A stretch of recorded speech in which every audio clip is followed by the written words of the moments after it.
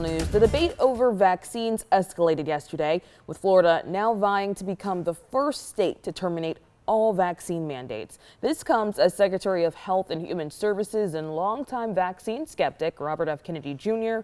is set to testify before the Senate Finance Committee today.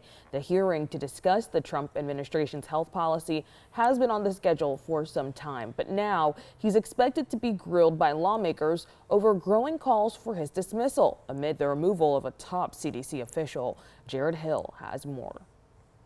Today, a Republican-led Senate committee addressing new concerns about Health and Human Services Secretary Robert F. Kennedy Jr. as more than 1,000 current and former HHS employees demand his resignation or removal. There's serious allegations. In a letter, they say the country's top health official is endangering the nation's health by spreading inaccurate health information.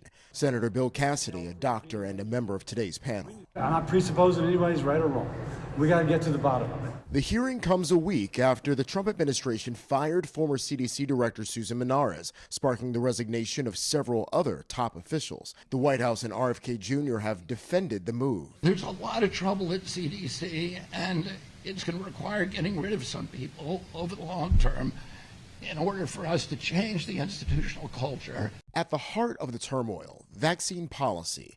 Last week, the FDA limited new COVID-19 shots to people over 65 or with certain pre-existing conditions. Wednesday, Democratic governors of California, Oregon, and Washington state announced a health alliance to preserve vaccine access. But in Florida, the state's Surgeon General announced efforts to eliminate all vaccine mandates. What you put into your body is because of your relationship with your body and your God. Critics call the decision reckless and dangerous.